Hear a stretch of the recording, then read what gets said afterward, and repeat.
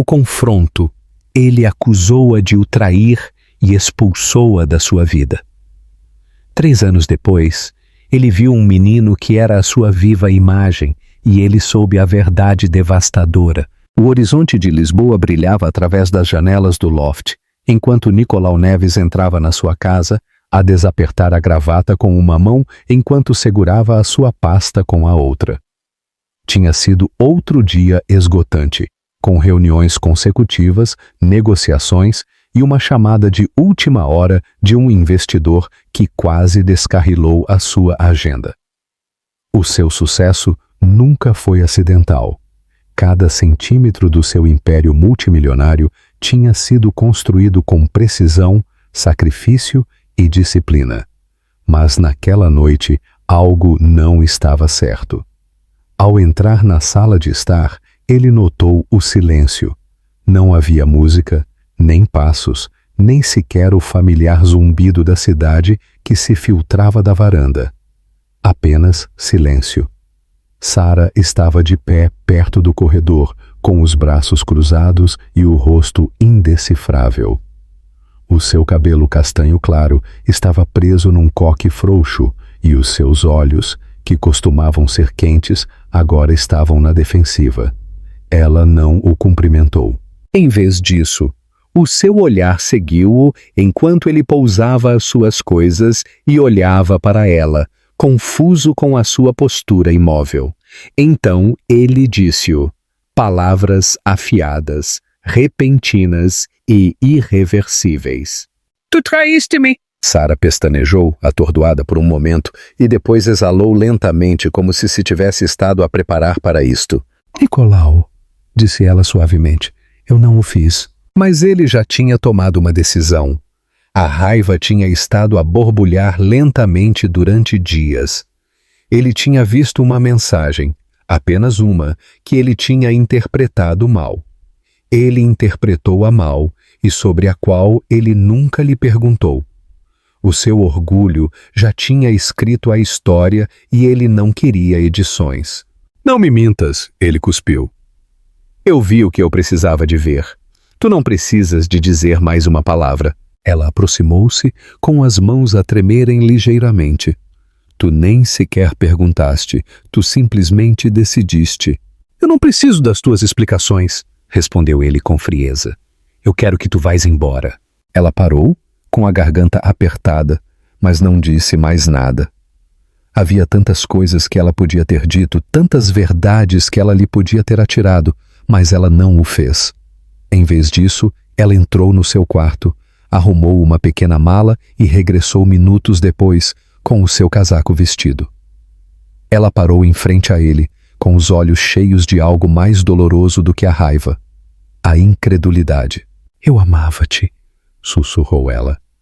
Eu ainda amo, mas tu não confias em mim, e isso não é algo com que eu possa continuar a lutar. E depois, sem mais uma palavra, ela foi-se embora.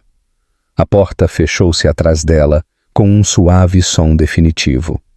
Nicolau ficou sozinho no vasto silêncio do loft, com o coração a bater com força por baixo do tecido caro da sua camisa. Ele não se moveu, não a chamou, nem sequer se sentou. Toda a sua vida tinha sido baseada em não olhar para trás, e naquela noite ele convenceu-se a si mesmo de que ele estava a fazer o mesmo. O que ele não sabia, o que ele não podia saber, era que Sara já carregava o peso de uma vida da qual ele um dia se arrependeria de a ter deixado ir. Um pequeno batimento cardíaco tinha começado dentro dela apenas umas semanas antes. Mas agora ela tinha ido embora, e também tinha ido tudo o que ele pensava que entendia sobre o amor, a lealdade e a verdade. Passaram 3 anos e Nicolau Neves não voltou a pronunciar o nome dela. No turbilhão de fusões, reuniões do conselho e voos transcontinentais, ele enterrou a memória de Sara por baixo de relatórios polidos e vitórias estratégicas. O loft permaneceu impecável, sem quaisquer detalhes pessoais, sem fotografias, sem lembranças, sem lembretes do que uma vez tinha vivido ali com ele. Ele disse a si mesmo que tinha tomado a decisão correta, que a traição não merecia reflexão. E, no entanto, às vezes, altas horas da noite, quando a cidade se acalmava e até as luzes de Lisboa se atenuavam atrás do vidro, ele sentia algo que não conseguia nomear. Um eco vazio numa casa construída para dois. Foi no início da primavera em Lisboa, com o ar fresco impregnado do cheiro a chuva, quando o mundo de Nicolau mudou sem aviso. Ele acabara de sair de um carro preto em frente a um hotel no centro, a preparar-se para um jantar de angariação de fundos privado. O seu assistente seguia-o com uma prancheta e um telemóvel, a recitar a lista de convidados e as atualizações, mas ele mal ouvia. A sua atenção focou-se, em vez disso, numa mulher que estava no outro lado da rua, perto do passeio, com os braços estendidos, enquanto tentava chamar um táxi. A imagem atingiu-o como um soco físico. Era ela, Sara. O seu cabelo agora era mais comprido, ainda castanho claro, preso numa trança frouxa que lhe caía sobre o ombro. Ela usava um casaco simples e segurava um menino pequeno na sua anca, um menino não maior do que 3 anos, enrolado numa camisola azul e jeans, com cabelo escuro e olhos azuis inconfundivelmente dele. A Nicolau cortou-se-lhe a respiração. Ele não se moveu, não conseguia. O caos da rua desvaneceu-se, e tudo o que ele conseguia ouvir era o som do sangue a correr pelas suas orelhas. O menino virou-se ligeiramente, a olhar à sua volta com curiosidade, e pelo mais breve dos momentos, os seus olhos encontraram os dele. Aqueles mesmos olhos que Nicolau via no espelho todas as manhãs. Era impossível. Não, não era. Era real, e ele soube-o com uma clareza aterrorizante. O táxi parou. Sara aninhou o menino no seu braço e abriu a porta. Ela ainda não o tinha visto. Nicolau deu um passo em frente. O instinto surgiu no seu peito, mas ele parou. O que é que ele diria? O que é que ele podia dizer? Enquanto ela virava a cabeça, os seus olhares encontraram-se. O barulho da cidade desvaneceu-se. Ela congelou durante meio segundo, com a cabeça do menino a descansar no seu ombro, e depois ela desviou o olhar. Não com frieza, não com raiva. Simplesmente, de forma deliberada, como alguém que tinha feito as pazes com não ser vista. Ela entrou no táxi, fechou a porta, e um momento depois, o táxi desapareceu no trânsito. Nicolau ficou imóvel, sem notar o olhar confuso do seu assistente, sem ouvir o telemóvel que continuava a tocar. Ele tinha visto o seu filho, um filho que ele nunca soube que existia. Um menino com os seus olhos, os seus traços, o seu sangue.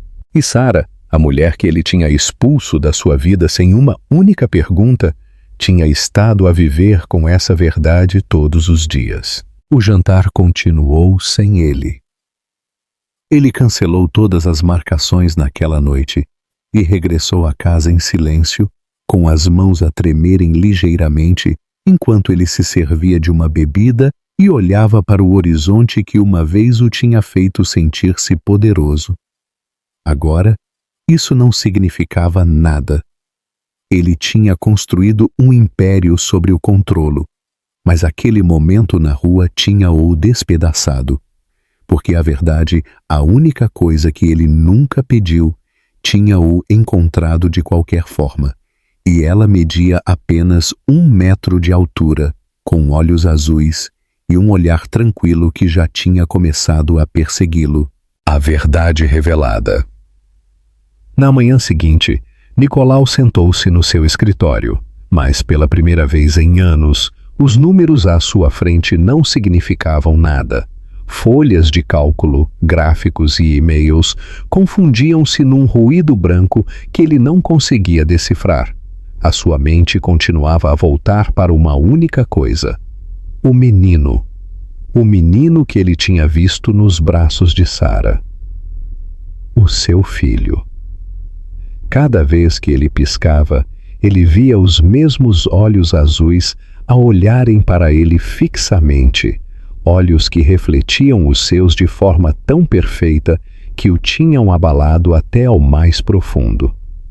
A compreensão instalou-se pesadamente sobre ele, a pressionar contra as suas costelas, como um peso que ele não estava preparado para carregar. Ele tinha um filho e nunca lhe tinham dito. Ele não ligou a Sara de imediato. Uma parte dele temia que ela não atendesse. A outra parte não confiava em si mesmo para dizer a coisa certa.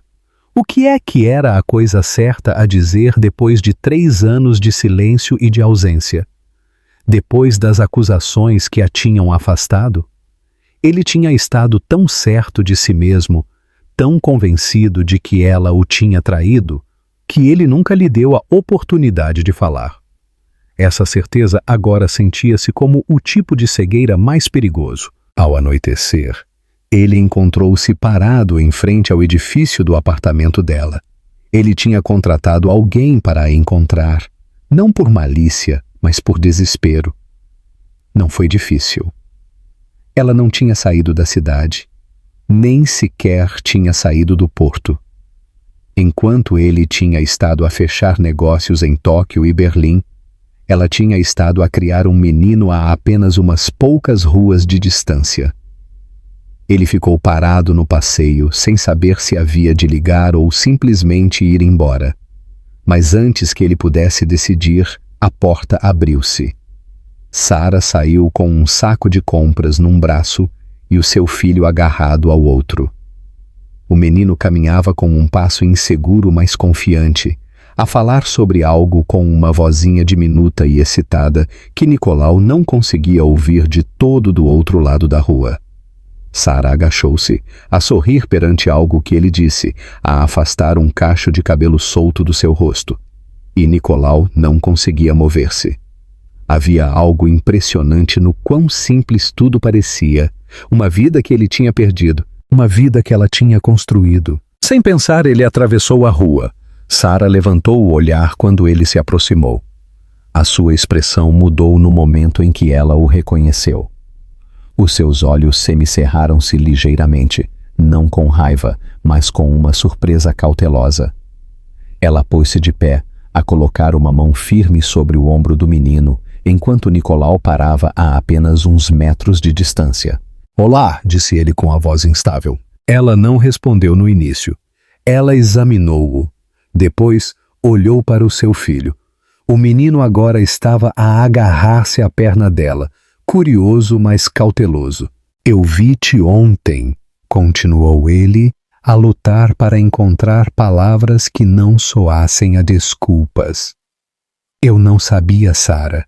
Eu não sabia que ele existia." O rosto dela permaneceu imóvel, a sua voz tranquila. "Tu nunca perguntaste?" Aí estava. A verdade, a descoberto, não amarga, não cruel, simplesmente honesta, e atingiu o mais forte do que qualquer acusação. Ela tinha carregado com o peso do silêncio durante 3 anos, enquanto ele tinha vivido na ignorância, protegido pela sua própria certeza. "Eu quero conhecê-lo", disse Nicolau. "Eu quero conhecê-lo." Sara hesitou. Depois, agachou-se junto ao seu filho. "Guilherme", disse ela suavemente. "Este é o Nicolau. É alguém que eu costumava conhecer." Guilherme levantou o olhar com os olhos muito abertos. Depois assentiu solenemente antes de se esconder por trás do casaco dela. Nicolau não o pressionou, não se ajoelhou nem se aproximou. Ele simplesmente esperou, a deixar que o conforto do menino o guiasse. Sara levantou-se de novo. "Eu não sei o que tu esperas", disse, "mas isto não é algo em que tu podes entrar, como se fosse um negócio que tu te esqueceste de assinar. Não é um projeto, é uma pessoa." "Eu sei", disse Nicolau suavemente, "e eu não estou aqui por controlo. Eu estou aqui porque eu quero ganhar um lugar, se tu me permitires." Sara estudou-o durante um longo momento, com a expressão indecifrável. Depois, ela assentiu uma vez. "Podes vir amanhã, às 5. Ele gosta de livros e de dinossauros. Não te atrases." Ela não esperou por uma resposta. Ela virou-se e afastou-se com o seu filho, a desaparecer na difusa maré da cidade.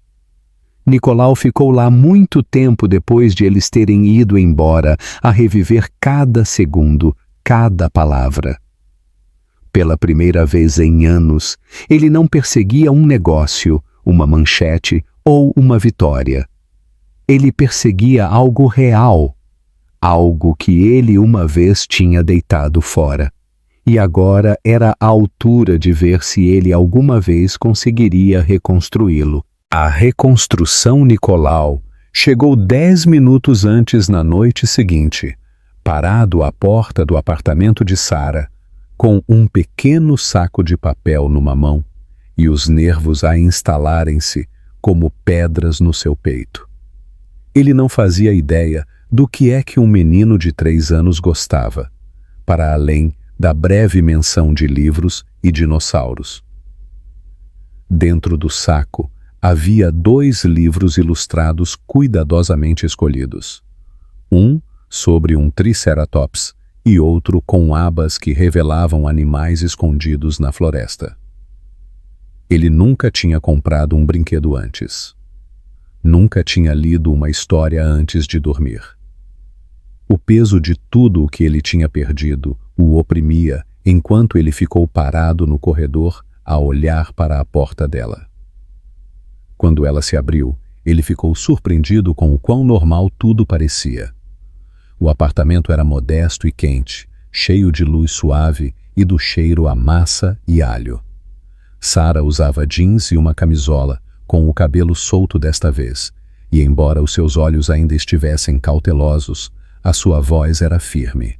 "O Guilherme está a terminar o seu lanche", disse ela. "Podes entrar." Ele entrou lentamente, a contemplar o espaço.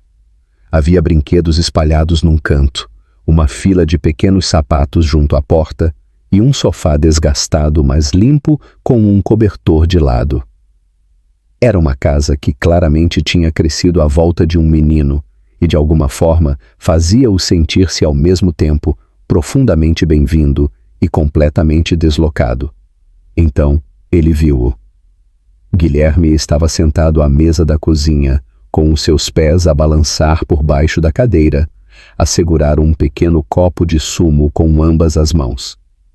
Quando ele levantou o olhar e viu Nicolau, ele parou, não assustado, apenas inseguro. Nicolau agachou-se um pouco para ficar à altura dele e ofereceu-lhe suavemente o saco. "Olá, Guilherme", disse. "Eu trouxe-te algo. Livros?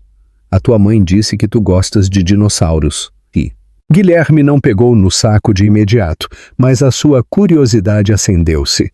Depois de um olhar para Sara, que assentiu ligeiramente, ele desceu da cadeira, aproximou-se e aceitou-o. Ele tirou o primeiro livro e folheou-o, a murmurar suavemente: "Isso é um Stegosaurus", antes de caminhar de volta para o sofá e se sentar com ele no seu colo. Nicolau não o seguiu. Sentou-se numa cadeira próxima, a observar, sem saber o que viria a seguir. Sara entrou na sala, sentou-se em frente a ele e entregou-lhe um copo de água. "Ele provavelmente vai fazer-te 1 milhão de perguntas assim que se habituar a ti", disse ela. "Ele faz isso com as pessoas de quem ele gosta." Nicolau sorriu levemente. "Isso seria uma melhoria. Neste momento, eu acho que ele me vê como um tipo que trouxe papel." A expressão de Sara suavizou-se o suficiente para que a sala se sentisse menos tensa. "Ele é cauteloso, como eu." Houve um momento de silêncio, não desconfortável, apenas denso com a história. Então Sara olhou para ele e fez-lhe a pergunta que ele esperava, mas temia. "Por que é que tu acreditaste que eu te traí?" Ele olhou-a nos olhos, com o pedido de desculpa já escrito no seu rosto. "Porque eu tive medo. Porque eu vi algo que eu não entendi. E em vez de perguntar, eu reagi. Eu escolhi a raiva em vez da confiança. Eu pensei que eu me estava a proteger, mas em vez disso eu destruí tudo." Ela assentiu lentamente. "Tu não só me destruíste a mim, Nicolau. Tu deixaste-o a ele sem pai. Tu não podes fingir que isso não aconteceu. Eu sei, disse. É por isso que eu estou aqui. Não para apagar o passado, apenas para fazer parte do futuro dele. Ambos olharam para Guilherme, que agora lia em voz alta para si mesmo com uma voz pequena e confiante, a pronunciar as palavras de forma errada, mas demasiado concentrado para se importar. Sara levantou-se e aproximou-se dele, a ajeitar-lhe o colarinho da camisola e a beijar-lhe o topo da cabeça. Nós lemos 3 livros antes de ele ir para a cama, disse ela por cima do ombro. Se tu quiseres ficar, essa é uma das regras. Nicolau levantou-se com o coração a palpitar e assentiu. Eu gostaria. Eles sentaram-se juntos no sofá, com Guilherme aninhado entre eles, a sua pequena voz a narrar um mundo cheio de aventuras de dinossauros e corujas escondidas por trás de abas de árvores. E pela primeira vez em anos, Nicolau não se sentiu poderoso ou bem-sucedido. Sentiu-se pequeno, humilde e profundamente grato por lhe ter sido permitido entrar naquele espaço. Quando chegou a hora de dormir, Guilherme aproximou-se dele sem pensar e deixou que Nicolau o ajudasse a descer. Foi um pequeno gesto, mas para Nicolau foi tudo. Antes de ele ir embora, Sara parou na porta com os braços cruzados, a observá-lo de perto. A mesma hora na próxima semana? Ele assentiu. Ou antes, se tu me deixares. Ela não respondeu de imediato. Depois, suavemente, ela disse, nós vamos ver. A porta fechou-se suavemente atrás dele e Nicolau ficou no corredor durante muito tempo, a agarrar-se ao som tranquilo da voz do seu filho que ainda ressoava na sua cabeça. Ele não tinha ganho o perdão, ainda não, mas pela primeira vez ele sentiu que poderia estar a começar a merecer um lugar na história. A nova realidade. Nas semanas seguintes, Nicolau regressou ao apartamento de Sara com regularidade, sempre a horas, nunca de mãos vazias, mas nunca a tentar impressionar. Ele trouxe puzzles, livros para colorir e uma vez um pequeno dinossauro de peluche que Guilherme insistiu em levar para a cama naquela mesma noite. Cada visita começava com dúvidas e terminava com algo mais caloroso. Guilherme, antes calado e cauteloso, agora esperava junto à janela, quando ele se aproximava das 5, a perguntar à sua mãe a cada poucos minutos. Ele vem hoje? A mudança foi lenta, mas foi real. E Nicolau sentiu-a na forma como o menino começou a pegar na sua mão sem medo ou a encostar-se ao seu lado durante as histórias. Não houve grandes avanços, apenas a tranquila acumulação de confiança, uma tarde de cada vez. Nicolau também começou a ficar um pouco mais tempo. Ele ajudava a limpar depois do jantar, ouvia os relatos de Guilherme sobre o seu dia no pré-escolar e, às vezes, quando Sara o permitia, punha-o na cama.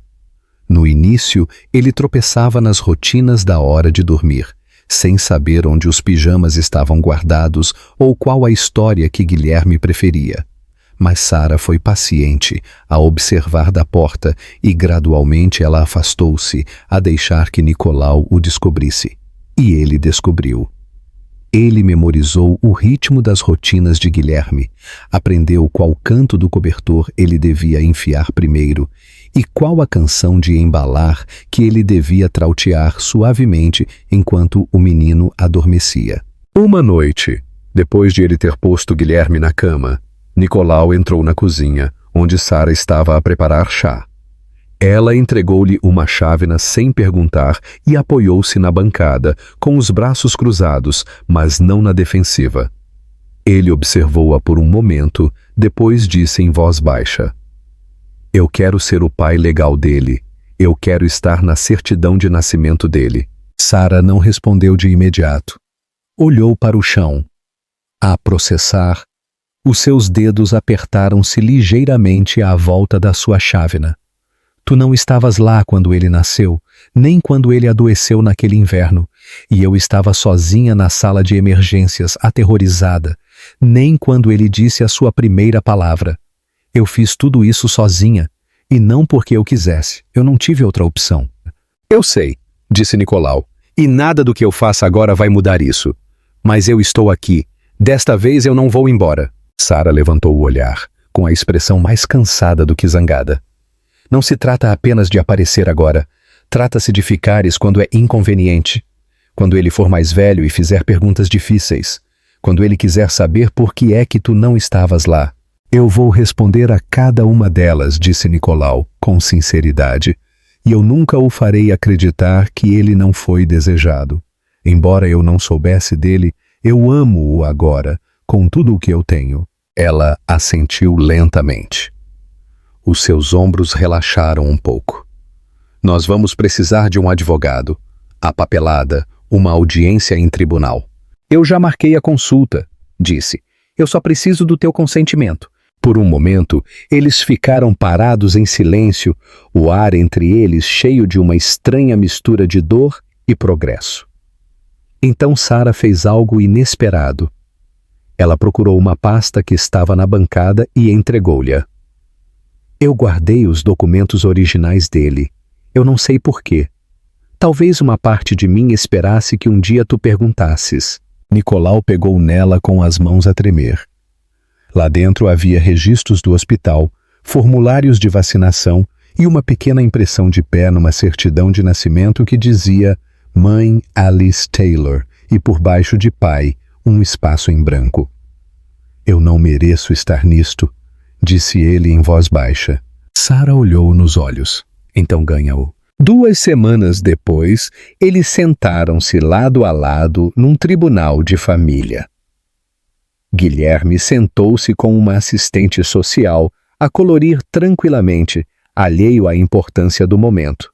Quando o juiz pediu a Sara para confirmar se ela queria adicionar Nicolau à certidão de nascimento, ela não hesitou. Sim, eu quero, disse. Porque ele não é o mesmo homem que me expulsou. Quando o juiz se dirigiu a Nicolau, ele pigarreou antes de falar.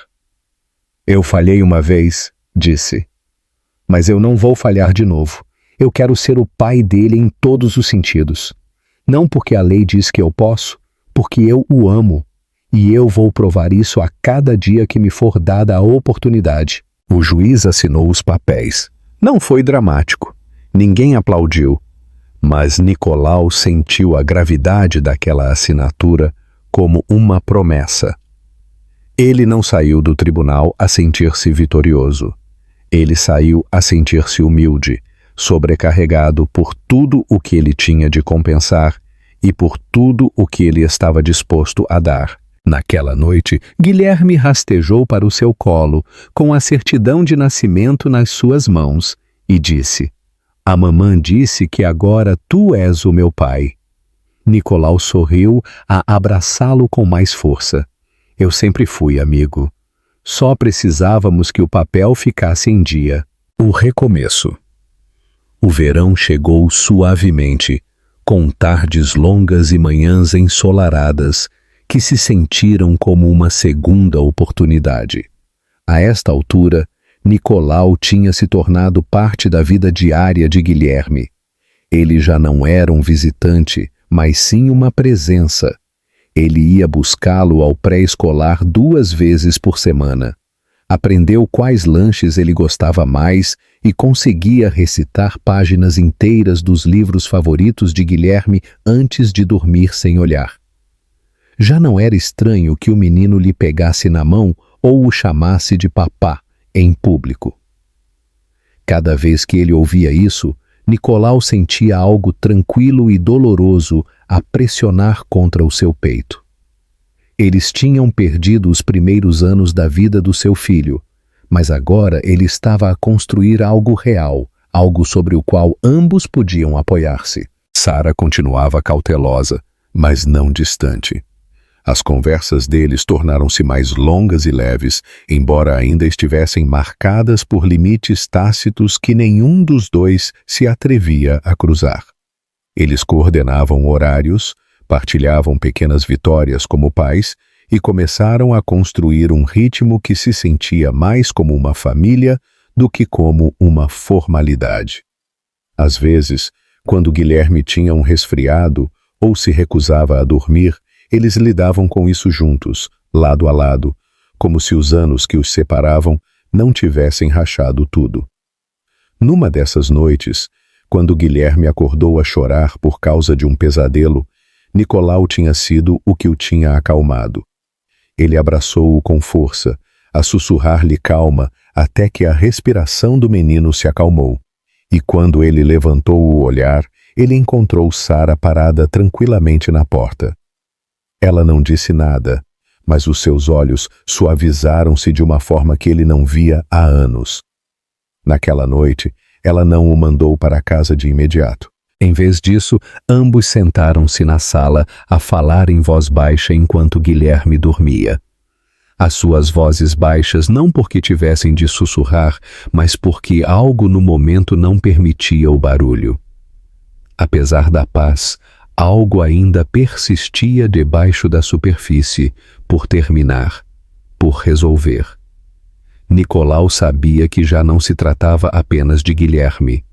Tratava-se do que se tinha perdido entre ele e Sara, e, uma noite, enquanto arrumavam os materiais de arte depois de uma sessão de artesanato desarrumada, Nicolau perguntou em voz baixa: "Tu alguma vez sentiste falta da tua vida anterior?" Ele olhou para ela a considerar a pergunta. "Eu pensei que sim", disse. "Mas não assim." "Tu eras bom nisso", disse ela. "Eu tinha sucesso", respondeu ele, "mas eu não acho que eu fosse feliz." Sara não respondeu de imediato. Ela concentrou-se em cortar um pedaço de papel de construção azul numa estrela desajeitada. Depois, ela disse suavemente: "Eu também não era." Eram momentos como esse que construíam algo novo entre eles. Não romance, ainda não, mas confiança. O tipo de confiança que cresce em silêncio, tijolo a tijolo, onde outrora algo foi queimado. Essa confiança aprofundou-se na noite em que Guilherme teve febre. Ele chorou a noite toda, com a pele quente e o corpo inquieto. Sara ligou a Nicolau logo depois da meia-noite e ele veio de imediato. Juntos, eles sentaram-se junto à sua cama, a revezarem-se com panos frios, a falar com ele quando ele conseguia ouvir, a abraçá-lo quando ele não conseguia dormir. Num momento, Nicolau olhou e viu Sara, com os olhos vermelhos de exaustão, a escovar-lhe suavemente o cabelo da testa. "Lamento", ele sussurrou, "por tudo." Ela olhou para ele, e em vez de raiva ou dor, havia apenas cansaço e algo parecido com compreensão. "Nós estamos aqui agora", disse ela. "Isso é o que importa." Na manhã seguinte, a febre de Guilherme quebrou, e os três desabaram no sofá juntos numa confusão de cobertores e alívio. Foi caótico, não planeado e estranhamente perfeito. Sara adormeceu primeiro, com a cabeça a descansar no ombro de Nicolau, e embora ele não se atrevesse a mover-se, algo dentro dele finalmente se instalou.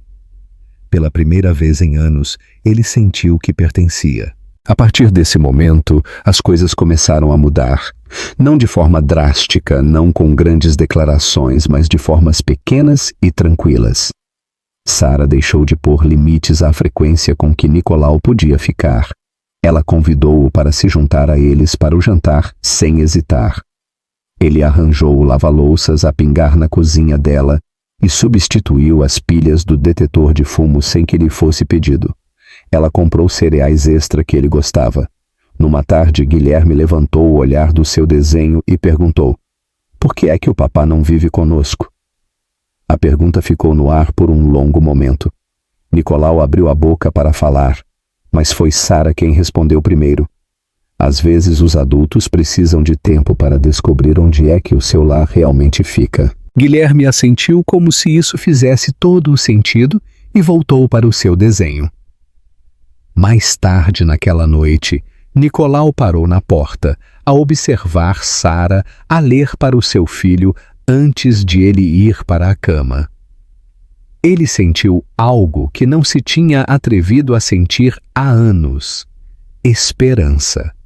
Não o tipo enraizado na fantasia ou no desespero, mas sim o tipo que cresce lentamente, regado pelo perdão, estabilizado pela paciência. Ele não sabia o que iria acontecer a seguir, mas ele sabia isto: ele não ia embora, nem agora, nunca mais. A primeira queda de neve do inverno chegou cedo, a cobrir a cidade de branco e a silenciar tudo debaixo de um suave silêncio. Faltavam apenas uns dias para o Natal, e as ruas estavam cheias de luzes, árvores nas janelas, e o cheiro a canela e a pinho que flutuava das padarias da esquina. Guilherme estava mais excitado do que nunca. Ele acordava todas as manhãs a perguntar se já era o verdadeiro Natal e a olhar para o céu à procura de renas.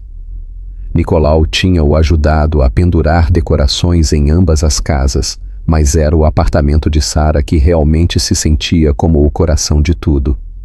Quente, cheio de risos e adornado com enfeites feitos de paus de gelado e purpurinas.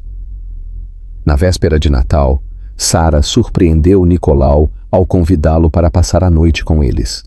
Não apenas para deixar presentes ou para se juntar a eles por uma hora, mas para ficar, para fazer parte de tudo. Ela não usou grandes palavras nem ofereceu explicações.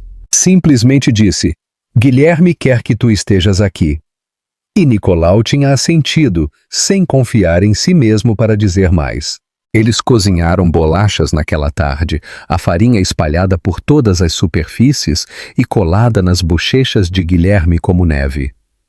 Sara pôs velhos discos de Natal, a trautear suavemente, enquanto ela mexia a massa e distribuía pedaços de massa.